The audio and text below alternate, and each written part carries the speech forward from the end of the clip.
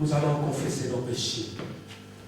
Il a dit, si tu confesses tes péchés, moi Dieu, je suis juste et fidèle pour te les pardonner.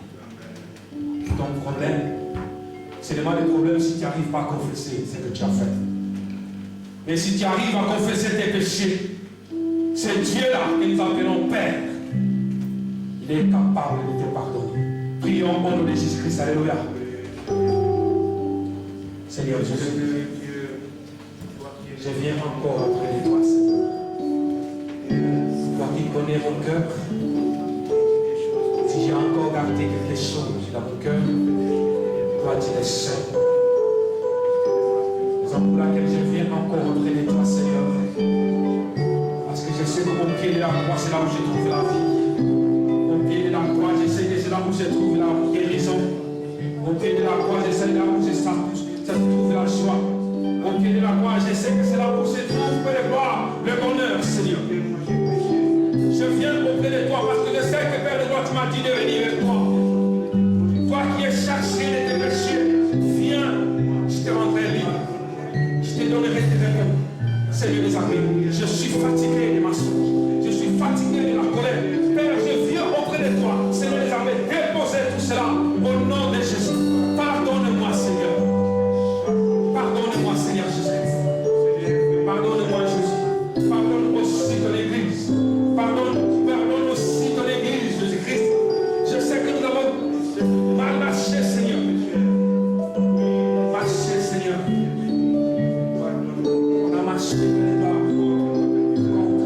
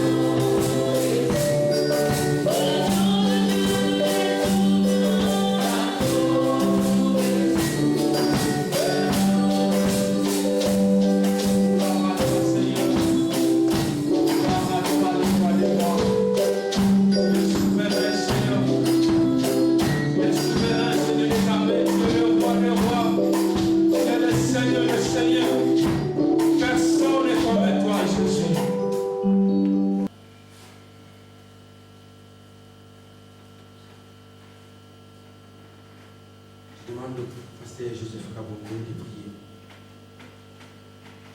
Seigneur Jésus, nous te bénissons. Tu es le centre de notre vie, Seigneur. Et ce matin, tu nous as redonné le souffle de vie, Seigneur. Nous te sommes infiniment reconnaissants. Toi, le rocher des âges, Seigneur, en toi, il n'y a aucun nombre de variations. Tu es le même hier, aujourd'hui, éternellement, Seigneur. Tu es le dernier bénéficiaire, Seigneur, de nos cris. C'est en toi que nous avons placé toute notre confiance. En ce temps de vacances, nous savons que tu es celui qui protège et qui garde, Seigneur. Nous qui sommes ici et nos bien-aimés qui sont partis, nous sommes unis en toi, puisque tu es la vie, Seigneur. En dehors de toi, il n'y a point de vie. Laisse que ce moment d'aujourd'hui, Seigneur, puisse être un moment qui est sous ton contrôle. Seigneur, du début à la fin, reste le maître, Seigneur. Pour que nos pieds qui se sont déplacés pour venir, Seigneur, dans ces lieux, ne puissent être les pieds déçus. Mais parce que nous savons et nous sommes convaincus que tu es celui qui nous porte, Seigneur, et qui nous gère. Béni sois-tu, Seigneur, toi qui remplis nos maisons, toi qui remplis nos services. Seigneur, nous voulons te rendre, Seigneur, une louange agréable. Laisse que notre célébration d'aujourd'hui puisse être un bon parfum devant ton saint trône. Jésus, nous proclamons ta seigneurie. Nous proclamons que tu es le roi des rois. Nous proclamons que tu es celui, Seigneur, qui nous réveille quand nous sommes morts dans notre sommeil. Amen. Seigneur, nous bénissons ton Saint-Nom. Tu es le meilleur médecin, tu es le meilleur protecteur. Amen. Seigneur, c'est en toi, Seigneur, que nous avons la finalité de notre vie. Amen. Nous proclamons, Seigneur, qu'en dehors de toi, nous n'avons point notre Dieu. Amen. Seigneur, laisse que nos cœurs aspirent, Seigneur, de venir vers toi, car tu es le centre de toute notre vie. Si toi tu es pour nous, Seigneur, qui sera contre nous? Amen. Seigneur, nous proclamons que tu es le Seigneur des Seigneurs. Laisse que ce moment soit aussi un moment agréable, un moment magnifique, devant les anges qui entourent le trône maintenant, pour que nous puissions être ensemble et dire que tu es le Seigneur des Seigneurs. Seigneur, nous t'acclamons et nous proclamons que tu es le roi.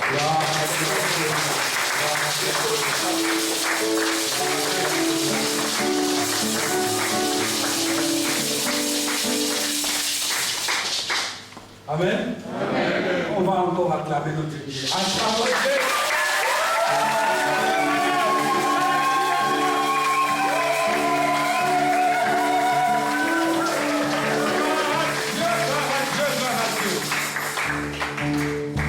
Alléluia. Amen. Il y a des moments où les hommes doivent enseigner aux anges comment les hommes adorent leur Dieu.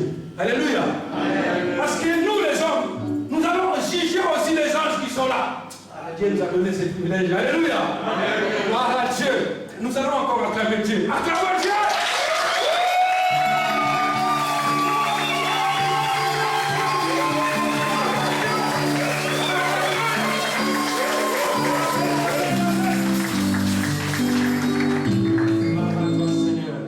Amen. Amen. C'est vrai, Dieu est content. Quand je vois que non, il y a des adorateurs, et ces enfants qui sont là pour l'adorer, les louer en vérité et en esprit. Alléluia. Amen. Nous sommes arrivés au mois du témoignage et des cantiques individuelles.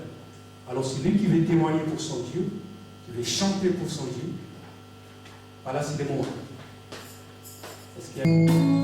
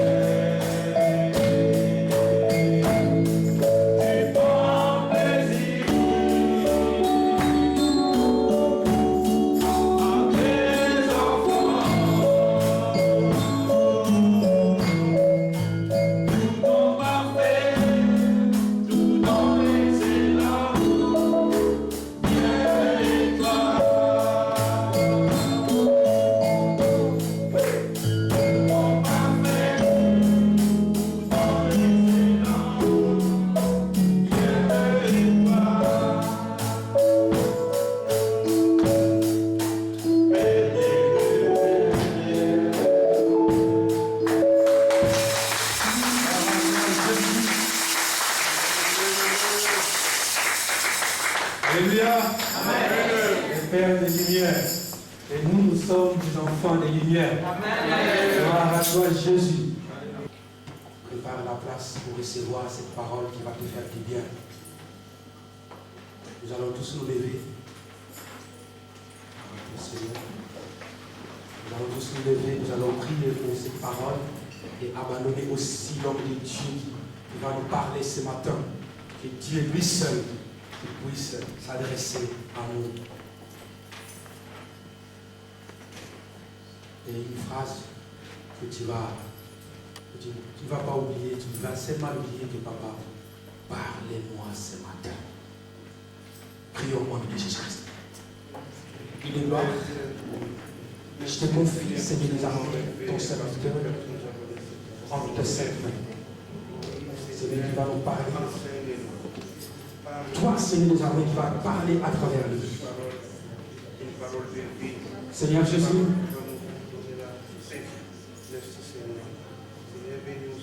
lorsque toi tu parlais, lorsque tu enseignais, Seigneur des armées, tout le monde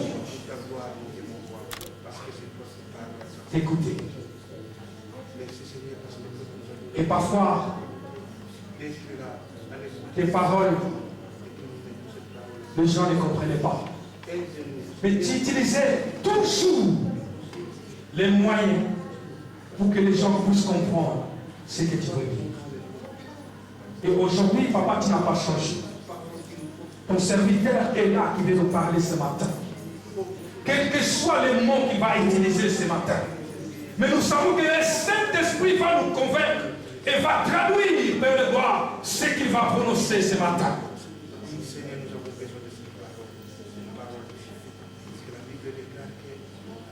Nous avons besoin de ta parole, Seigneur. Parce que nous savons que ta parole nous change, nous transforme. Ta parole, Père de gloire, c'est la vie. Ta parole, Père de gloire, guérit. Avant même d'être touché par la main d'un serviteur de Dieu, mais ce n'est jamais seulement ta parole peut nous guérir. Nous avons besoin de ta parole. Ce matin, Jésus, parle à tes enfants. Nous voulons être transformés, changés. Au nom de toi, Jésus. Père de gloire, que cette parole soit inscrite sur la table de nos cœurs. Prends la place qu'il te faut. Saint-Esprit, toi qui es le vrai enseignant, oh oui, enseigne-nous à travers ton serviteur. Au nom de toi, Seigneur Jésus, nous avons ainsi prié. Amen. Amen. Amen. Amen. Amen. Amen. Amen.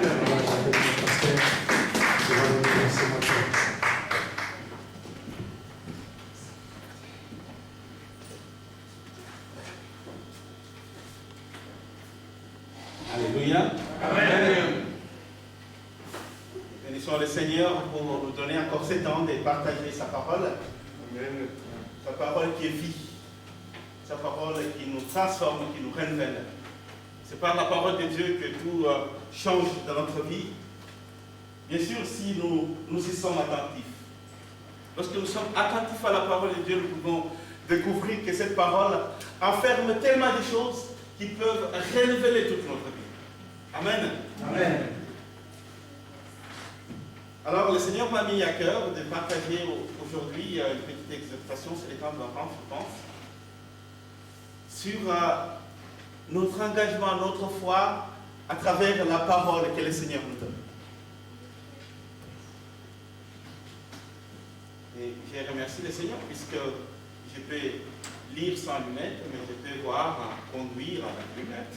Mais pour lire sa parole, je n'en ai pas besoin. Amen. Alors le Seigneur m'a mis à cœur de partager un texte que vous connaissez certainement, mais qui renferme maintenant des choses. Dans l'évangile de Luc, chapitre 5. Dans le Nouveau Testament, Luc 5, Luc, ça fait Matthieu, Marc, Luc, 5, versets 1 à 8. Il s'agit de cette pêche miraculeuse.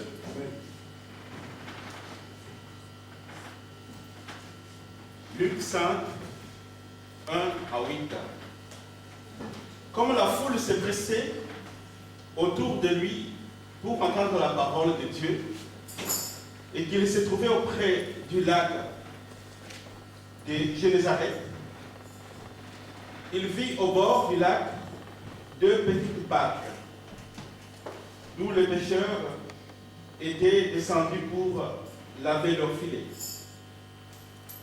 Il monta dans l'une de ces barques qui était à Simon et il lui demanda de s'éloigner un peu des terres. Puis il s'assit et de la barque il enseigne les foules. Lorsqu'il eut cessé de parler, il dit à Simon: avance en eau profonde et jette vos filets pour pêcher. Simon lui répondit: Maître, nous avons travaillé toute la nuit sans rien prendre. Mais sur ta parole, je jetterai les filets. L'ayant fait, ils prirent une grande quantité de poissons et leur filet se rompait. Ils firent signe à leurs compagnons qui étaient dans l'autre barque de venir les aider. Ils vinrent et remplirent les 2 barques au point qu'elles enfonçaient. Quand il vit cela, Simon Pierre tomba aux genoux de Jésus et dit: Seigneur, éloigne-toi de moi, parce que je suis un homme pécheur. Et nous allons lire aussi quelques versets dans Jean, l'évangile de Jean, chapitre 21.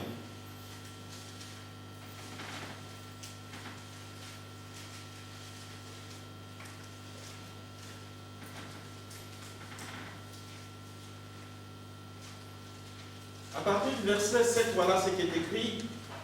Je vais m'arrêter peut-être vers 13, mais je verrai. Alors, les disciples que Jésus aimait dit à Pierre: c'est le Seigneur. Dès que Simon Pierre eut entendu que c'était le Seigneur, il mit son vêtement, car il était nu, et se jeta dans la mer. Et cette phrase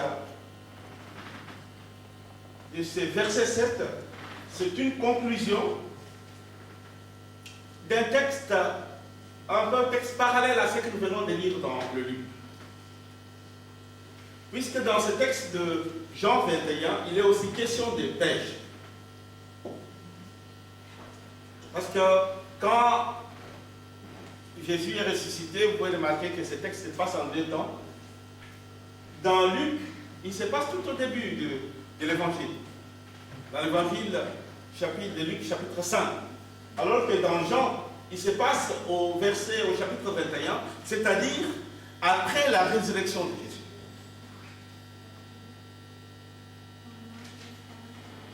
On s'est dit, mais qu'est-ce qui se passe? Luc en parle très tôt. Il n'y a pas des choses qui s'opposent, mais il y a la profondeur de ce texte qui nous apprend beaucoup de choses. Comme je l'ai toujours dit, vous savez que Luc, il s'adresse à des païens. La population de Luc, ce sont des païens. Des gens qui ne connaissaient pas Jésus, des gens qui n'avaient pas la foi chrétienne, qui n'en savaient rien de Christ. Et Luc, qui était médecin, il devrait leur apprendre les béabas de la parole de Dieu, qu'ils comprennent la profondeur de cette parole. Alors ici, le texte de Luc se base surtout d'abord sur la confiance. Vous voyez que les disciples disent qu'ils ont travaillé toute la nuit, ils n'ont rien pris, et puis voilà que le Seigneur, avec eux, dit, il faut jeter les filets de l'autre côté. Mais dans Jean, il semble que les choses, c'est comme si les choses se passaient à distance. Puisqu'il remarque Jésus, une fois qu'il leur a donné cet ordre, parce qu'il arrive, pendant qu'ils étaient sur l'eau, il regarde quelqu'un qui était au bord de la rivière, qui était là assis, et puis qui leur pose la question, est-ce que vous avez quelque chose à manger? Sur le champ, ils ne l'ont pas reconnu. Et puis ils disent, nous n'avons rien. Et là, Jésus va leur donner l'ordre de jeter les filets. Et puis, au vu de la quantité de poissons qu'ils ont pêchés, Jean a reconnu. Il a dit, c'est le Seigneur. C'est formidable ce texte. Que ce soit dans Luc, que ce soit dans Matthieu, je les trouve vraiment merveilleux. Et il y a un sens profond dans ce texte. À travers l'ordre que donne Jésus. Il dit à Pierre, avance dans l'eau profonde. Avance là où il y a plein d'eau. Et jette vos filets pour pêcher. Nous pouvons nous imaginer Pierre, un professionnel de la pêche. Nous voilà quelqu'un qui vient lui apprendre ce qu'il doit faire.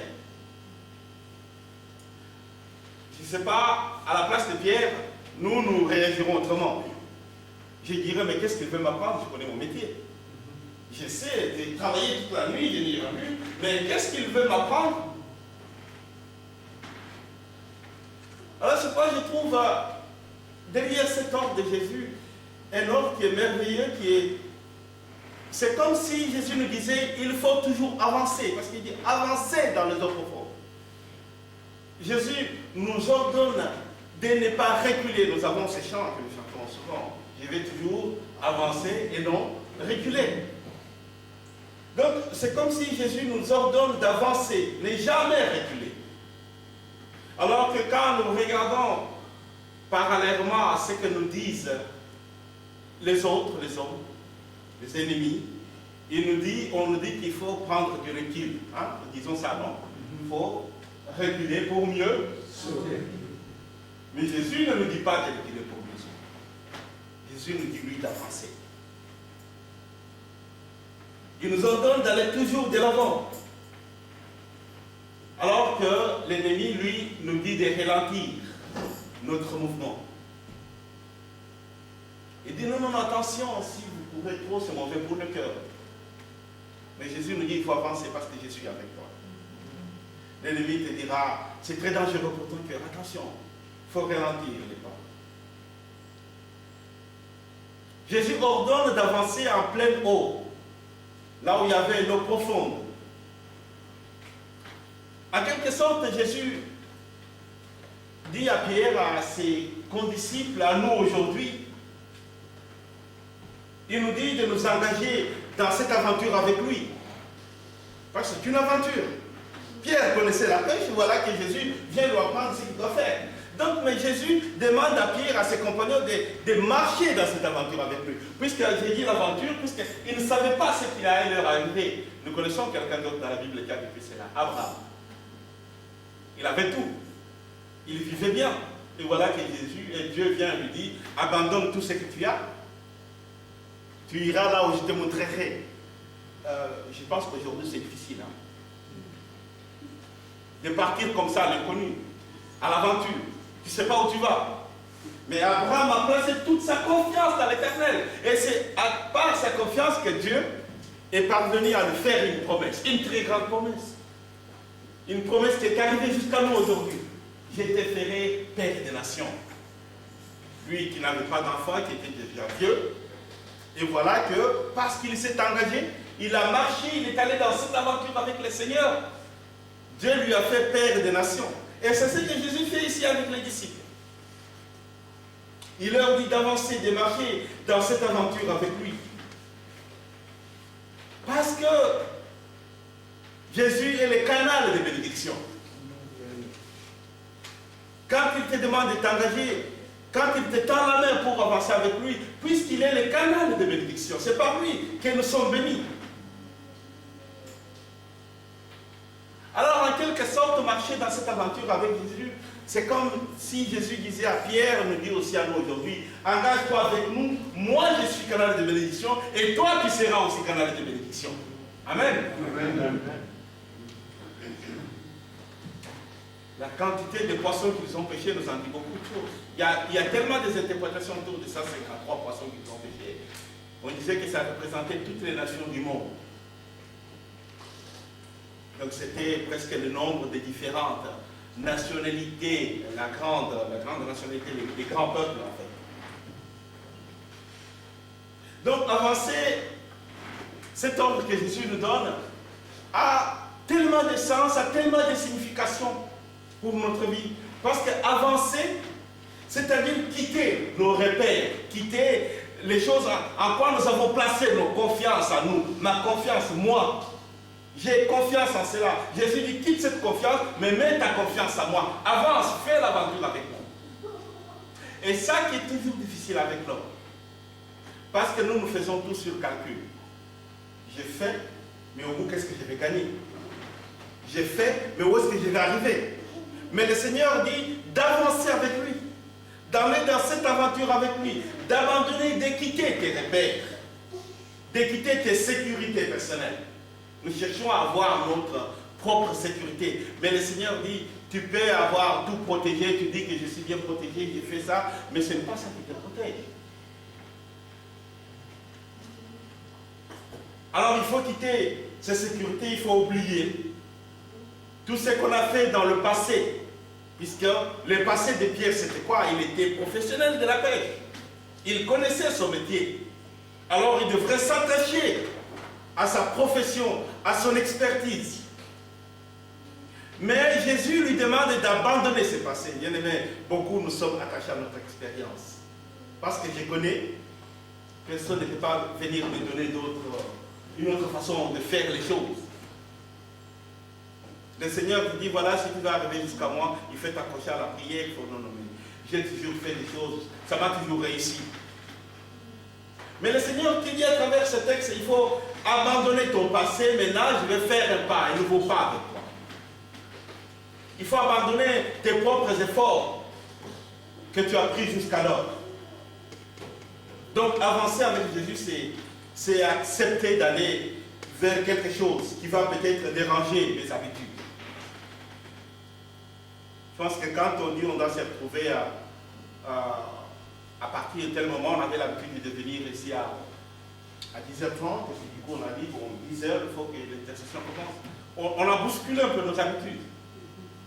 Et il y a encore ceux qui ont la difficulté, bien sûr, on comprend, c'est physique. On a encore ceux qui ont la difficulté de dire, ah, c'est difficile pour moi de changer maintenant, comme ça. C'est-à-dire 10h, il faut qu'ils aient marre, c'est très tôt pour moi. Donc, avancer avec Jésus, c'est aussi ça. C'est changer, c'est bousculer ses habitudes. C'est bousculer les comportements qu'on avait avant. Au nom de qui? Au nom de Jésus. Et ça, c'est à ce moment-là qu'on devient aussi canal de bénédiction. Parce que je l'ai fait, sachant que je m'appuie sur lui. Pas sur ce que les hommes peuvent dire. Puisque si je prends le temps à écouter souvent ce que les gens disent pour moi, je ne ferai jamais rien. C'est bien, j'aime bien cette phrase. Les saluer. C'est pas communautaire. Hein? Parce que souvent nous agissons d'une manière toujours communautaire. Bien sûr, c'est bien agir d'une manière communautaire quand nous nous mettons dans la prière ensemble. Mais quand je cherche les saluts, c'est personnel. C'est mon contact personnel avec Jésus. C'est comment je dispose mon cœur pour Jésus. Pas parce qu'on m'a dit, pas parce que j'ai entendu. Les j'ai entendu, c'est les freins. C'est les pas en arrière, c'est reculer, c'est ne pas avancer. Mais le Seigneur veut que nous avancions. Il veut que nous allons toujours de l'avant. Il faut avancer en pleine eau, là où il y a l'eau profonde. Et plus on va là où il y a l'eau profonde, plus il y a les courants. On a des empêchements. On verra beaucoup de choses qui s'affichent. Quand on veut prendre une grande décision, on verra toujours que même quelqu'un qui n'avait pas l'habitude de dire quelque chose de fâcheux, de mal, un jour va sortir un mot qui va te blesser. Non, c'est puisque lorsque tu prends la décision d'avancer dans les eaux profondes, il y aura toujours quelqu'un que l'ennemi va susciter pour t'empêcher, pour te dire quelque chose qui va te refroidir. Voilà l'ordre d'avancer, ne pas regarder le passé, ne pas regarder en arrière. Si nous voulons que l'Église grandisse, si nous voulons que nous ayons vraiment la puissance du Seigneur, nous devons chercher à obtenir vraiment cette bénédiction. c'est obéir à cet ordre du Seigneur, avancer. Parce que lorsque Jésus nous demande d'avancer, c'est pour que nous puissions en fait obtenir cette bénédiction qui vient de lui. C'est pour que nous puissions avoir cette garantie qui vient de notre Seigneur. C'est pour que nous puissions encore connaître des manifestations plus grandes, plus éclatantes dans notre vie, lorsque nous obéissons à sa parole. Avance dans les eaux profondes. Il faut avancer, il ne faut pas avoir peur de se mouiller. Il faut aller avec cette conviction. Peuple de Dieu, nous devons avancer pour que l'Église du Seigneur puisse être élevée. Et pour que toi qui sois béni. Tu sais, quand tu fais pour que l'œuvre du Seigneur soit élevée, le Seigneur ne bénit pas seulement l'œuvre avant de bénir l'œuvre, il te bénit toi, qui as pris la décision de faire avancer cette œuvre. Parce que quand l'œuvre avance, c'est puisqu'il y a plusieurs mains, n'est-ce pas? Mais chaque main est un cas particulier.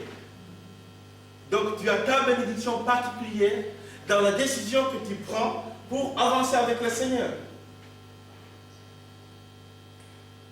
Donc voilà, cet ordre, c'est quelque chose d'extraordinaire. On se demande, mais pourquoi Jésus donne cet ordre soudain, avance, alors qu'ils ont déjà fait leur travail. Si Jésus donne cet ordre, c'est aussi, il y a un autre aspect, ce n'est pas par hasard, bien aimé. Jésus savait que Pierre était professionnel. Jésus sait que nous connaissons beaucoup de choses. Mais quand il donne cet ordre, il s'attendait aussi à la réaction de Pierre. Lui qui est professionnel, Jésus s'attendait à ce qu'on va voir comment il va réagir. Alors si Pierre n'était pas spirituellement bien cadré, il allait dire, mais qu'est-ce qu'il veut m'apprendre? Mais il a dit, parce que tu l'as dit, je vais le faire. Amen. Amen. Voilà la réaction de Pierre. Parce que tu l'as dit, je vais le faire. Parce que tu m'as ordonné, je vais le faire. Bien aimé, que c'est merveilleux de répondre positivement à chaque appel de notre Seigneur. Amen. Quand le Seigneur appelle et que tu réponds sans hésiter. Quand le Seigneur, il y a ceux qui disent, mais moi, il ne m'a jamais parlé. Dieu m'a parlé, mais il ne m'a jamais parlé. Mais le Seigneur nous parle toujours. Mais seulement nous ne savons pas faire attention. Tu n'attendras peut-être, il y a ceux qui, exceptionnellement, il y a ceux qui attendent vraiment la voix. Mais il y a ceux qui sont guidés, c'est par la pensée, c'est par la personne interposée. Quelqu'un qui vient te dire quelque chose, c'est un message qui vient du Seigneur qui ne t'attendait pas. Parce qu'il est là chaque instant pour nous. C'est un Dieu du miracle. Chaque jour il fait des miracles. Quand nous disons la veille des prières, je pense que la plupart ont vu ce qui s'est passé le vendredi à l'aéroport de Genève avec 3 avions. Vous avez vu ça, n'est-ce pas? Il y a un avion qui sort du tarmac, qui roule gentiment, mais il n'a pas fait attention aux autres qui se préparaient aussi à voler ou à descendre. Et voilà, et l'avion qui vient, qui voulait descendre, tout d'un coup, il y a un avion en bas. Comme on nous disait l'ancien pilote avec nous, quand on descend avec toute la grande puissance, et voilà que tout d'un coup, il remonte. C'est rare. Et c'est lui qui roulait, qui était prêt à décoller, et tout d'un coup, il y avait 3 cas. Il y a celui qui descendait, celui qui voulait partir, qui voulait monter. Et voilà un petit avion d'un grand riche qui montait, qui ne voyait pas les autres, qui ne voyait pas la priorité. Et celui qui roulait par terre, qui voulait monter, tout d'un coup, il voit l'avion, tout de suite, il monte. Non, pas il monte, il dévie. Mais j'ai appris quelque chose avec notre frère Sébastien. Je ne savais pas que les roues de l'avion sont bloquées. Tu vois, quand ils roulent par terre avant qu'ils volent, ça ne peut plus faire tourner comme ça. Mais voilà l'avion qui vient, il fait comme une voiture. Il dévie comme ça. Ça ne se fait pas. Un avion ne peut pas dévier comme ça, puisqu'il pouvait taper l'autre. Mais il a dévié comme une voiture en grande vitesse. Il est monté. Et les gens sont restés là, ils s'étonnaient, ils regardaient. Mais on n'a jamais vu ça. Un avion ne peut pas faire comme ça. Ou il fonce tout droit, ou il monte. Il ne peut pas faire. Il a fait vraiment comme un pilote, comme un chauffeur de voiture. Et dans ces 2 avions, celui qui descendait, celui qui voulait monter, les avions étaient pleins. Vous imaginez combien de morts on allait avoir ce vendredi? Mais Dieu a fait grâce. Les petits avions restés là. Je pense qu'ils n'ont rien compris.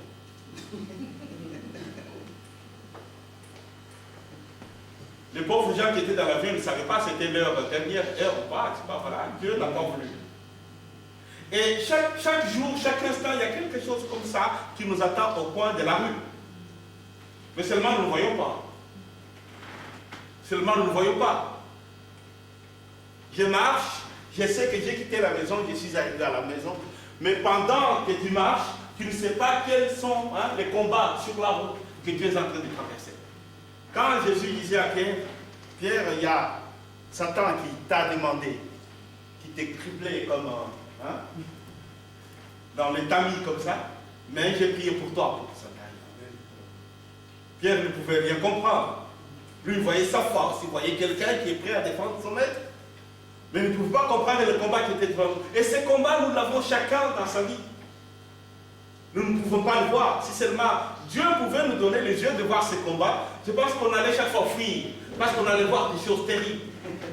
Bien aimé, avant de faire la théologie, avant d'être théologien, j'étais mathématicien. J'ai fait les sciences mathématiques à l'Uni. À l'université, on a en sciences quantiques, on voit, il y a des choses qu'on appelle des particules maison. Quand on regarde le microscope, on voit même n'importe quel microscope. Si on te donne ce microscope-là, comme nous sommes dans la salle, et tu regardes dans ce microscope, tu vas fuir. Tu vois des choses qui tombent. Mais il y en a des quantités, des quantités. Mais on le grossit au maximum. Ce sont infiniment petits. Mais on le grossit au maximum. Mais il y en a tellement qui tombent sur nous. Donc chaque fois quand j'ai fait un mouvement comme ça, j'ai bousculé des choses jusqu'à l'Amérique. Mais ça, nous ne voyons pas. Mais quand tu regardes ces choses au microscope, ça te fait peur. Quand vous êtes assis là, je vois des choses qui tombent sur vos têtes, partout. Mais tu ne peux pas les voir à l'œil nu. Et là, dans la vie spirituelle, c'est aussi comme ça. Nous avons tellement de choses qui nous entourent, nous avons tellement les combats autour de nous, mais si nous ne restons pas fidèles, intègres dans la parole de Dieu, bien aimé, nous avons un combat, mais terrible. Alors, voilà pourquoi Pierre, qui avait déjà pris ça à cœur, il n'a pas hésité des mots, lorsque Jésus lui a dit d'avancer, il n'a pas hésité, il a jeté les filets là où Jésus lui a dit de faire. Parce qu'il lui dit, Maître, nous avons travaillé toute la nuit sans rien prendre, mais sur ta parole, ça c'est fort, c'est la confession de foi, sur ta parole, je jette les filets. Donc il confesse, il le reconnaît, Pierre reconnaît en même temps sa faiblesse en tant qu'homme. Il sait qu'en tant qu'homme, j'ai travaillé avec mon expérience, avec ma force, nous travaillons souvent comme ça.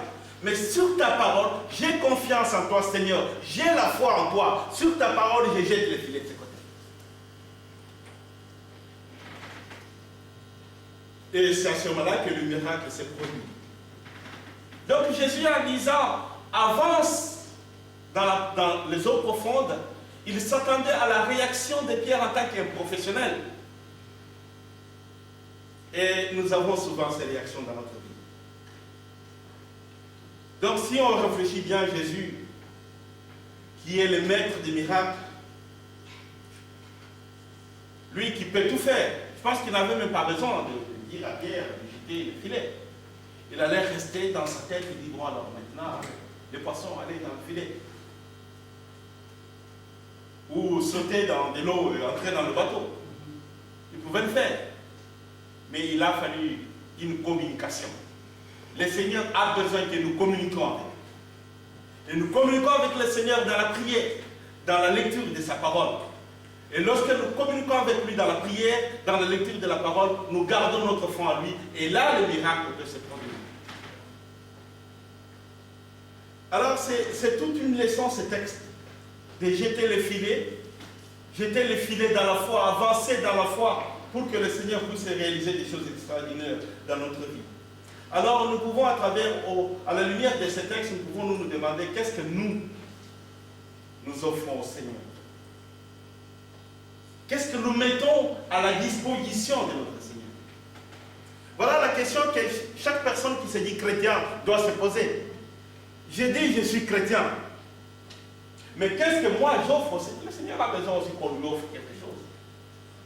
l'apôtre Paul dit que ce n'est plus moi qui vis, c'est Christ qui vit à moi. C'est-à-dire qu'il a donné tout son cœur, il a donné toute sa vie au Seigneur. Bien-aimé, pose-toi la question ce matin, qu'est-ce que toi, tu offres au Seigneur? La désobéissance, la peur, toujours la révolte.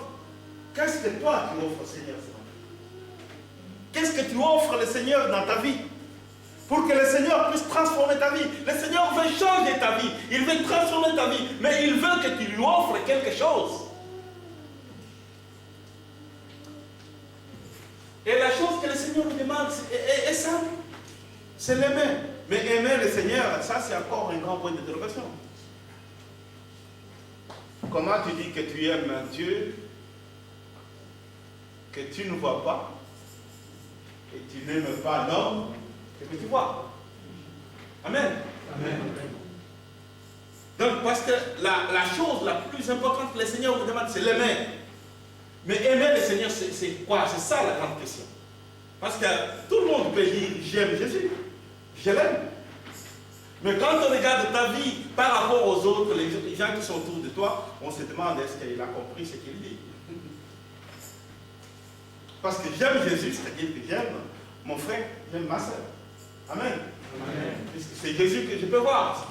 Et puis après, je m'accroche à la parole, puisque la parole va m'aider dans ce sens. En lisant la parole, il va me pousser. Mais le fait que j'aime mon frère, j'aime ma soeur, c'est à travers la parole de Dieu. Parce que c'est la parole qui est ma lumière.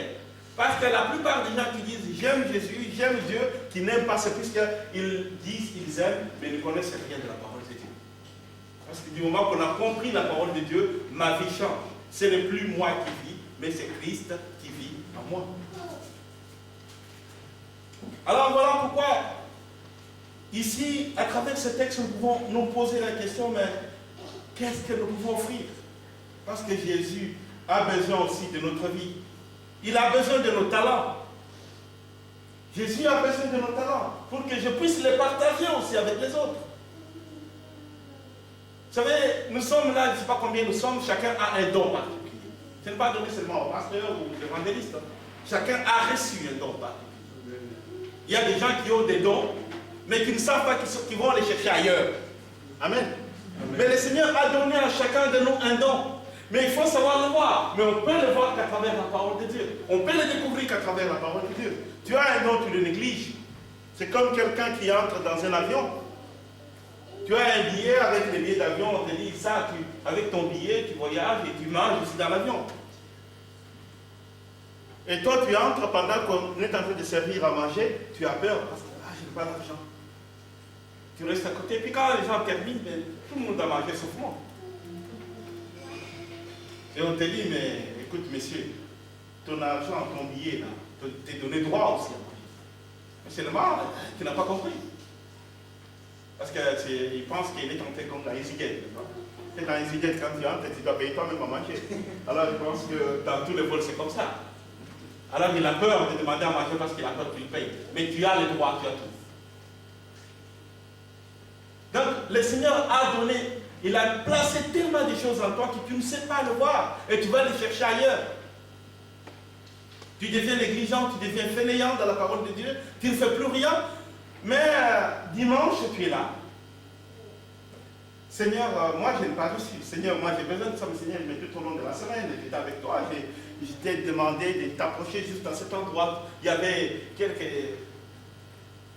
mais qui étaient placés, qui étaient réservés pour toi, mais tu n'es pas venu. Le Seigneur a placé beaucoup de choses devant nous, mais nous ne savons pas les voir. Donc le Seigneur attend que nous puissions reconnaître qu'il a placé beaucoup de choses en nous et que tout ce que nous pouvons faire, c'est participer à son œuvre.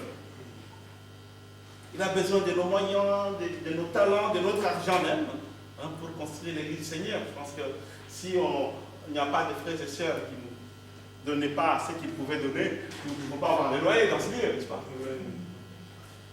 Ça ne se fait pas tout seul, parce que peut-être qu'il y a ceux qui pensent, ah mais nous avons la grâce, hein?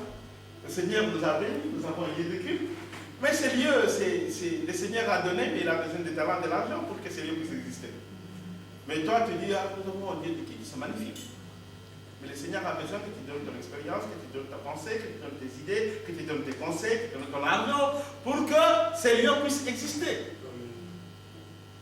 Donc le Seigneur a besoin que chacun de nous puisse apporter ce qu'il peut pour que le fait de jeter les filets dans l'eau puisse apporter une quantité de poissons, une quantité de bénédictions, une quantité de joie dans notre vie. Alors, nous devons savoir que si toute notre vie est envahie par la présence de notre Seigneur, bien aimé, nous allons marcher comme des personnes qui ont toujours l'onction du Christ sur nous. Le Seigneur va transformer nos vies. Parce qu'il veut que ce soit, quand il dit jette tes filets, théologiquement il y a un mot qui est derrière. C'est vrai, ce sont nos filets, mais c'est surtout les filets du Seigneur que nous jetons.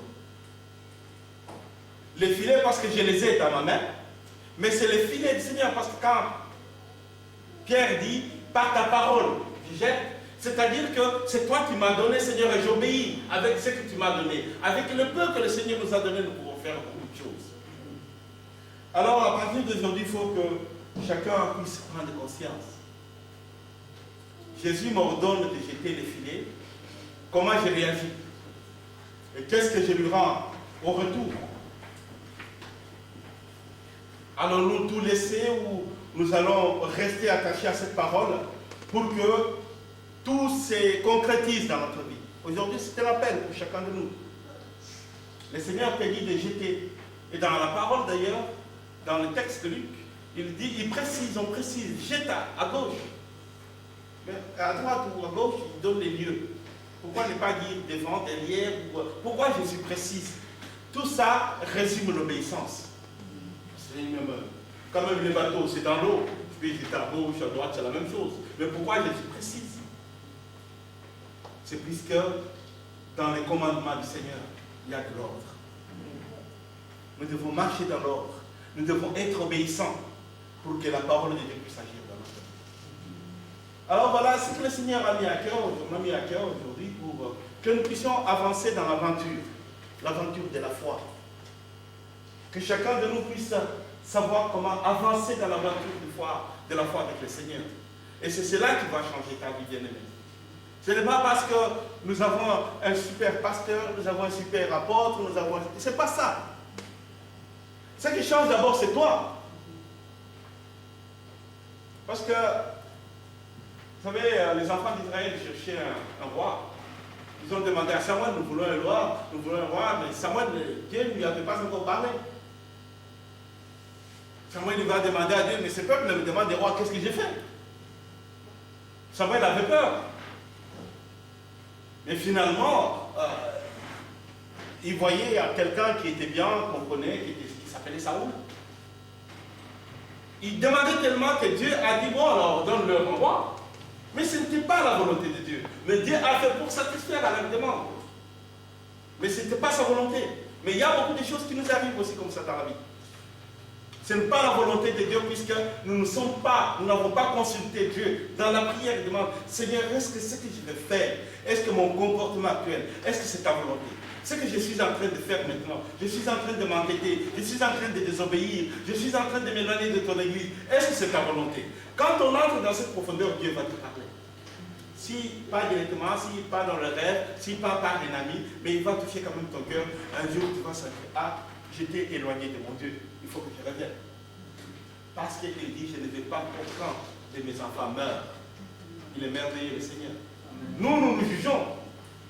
Nous condamnons. Nous disons, il peut mourir, il peut avoir, je m'en fous de son problème. Mais le Seigneur ne veut pas qu'aucun de ses enfants meure.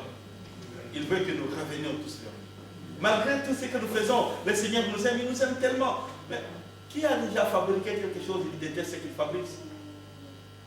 Parce que nous avons été créés à son image. Il ne peut pas nous détester. Le Seigneur ne te déteste pas, mon frère. Ne te déteste pas, ma soeur. Ne dis pas, moi, tout ce que j'ai fait dans ma vie, ça ne me réussit jamais, puisque le Seigneur ne m'aime pas. Le Seigneur t'aime. Mais c'est à toi de te repositionner. De savoir comment je me comporte avec le Seigneur. Il y a un proverbe Pas un truc qui dit les jours que tu manges les crapauds, ce n'est pas les jours que tu as les boutons sur la peau. Tu veux manger aujourd'hui, les boutons vont sortir plusieurs années plus tard. Alors il faut faire très attention. Peut-être tu crois que tu es bien aujourd'hui parce que tu gagnes bien de vie, parce que tu marches bien. Mais le Seigneur voit toujours un danger qui plane. Mais il veut te sortir de ce danger. Mais pour cela, il veut que tu prennes conscience. Que tu te dis, Seigneur, parce que tu m'as dit, j'obéis. Seigneur, parce que tu m'as dit, je jette le filet. Que le Seigneur vous bénisse. Amen.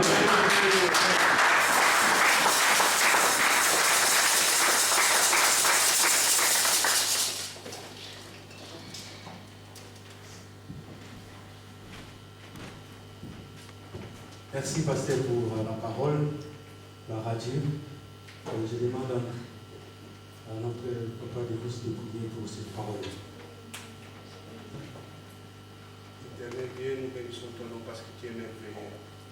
Père Céleste, merci pour ces paroles qui sont tirées de ta bouche.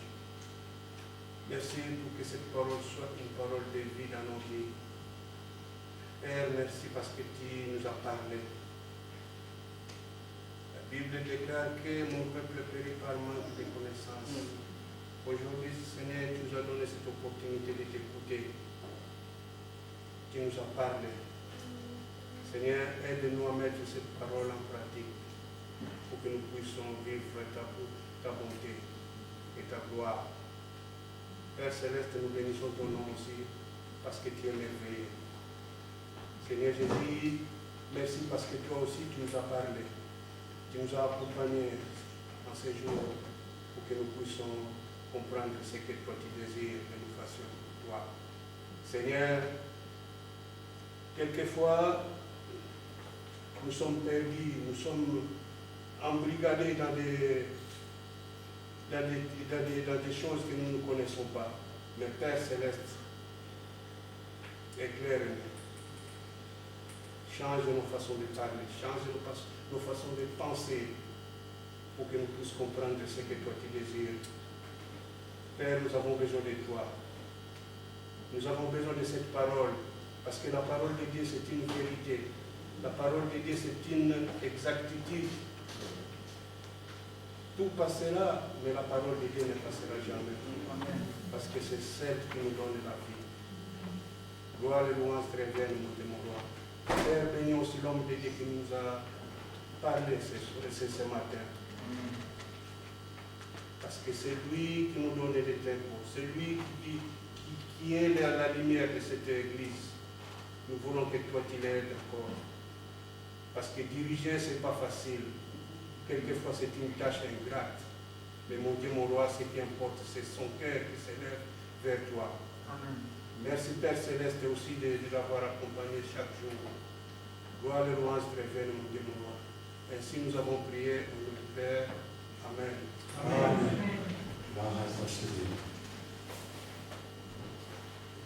Je vous invite à vous lever pour la gloire de Dieu.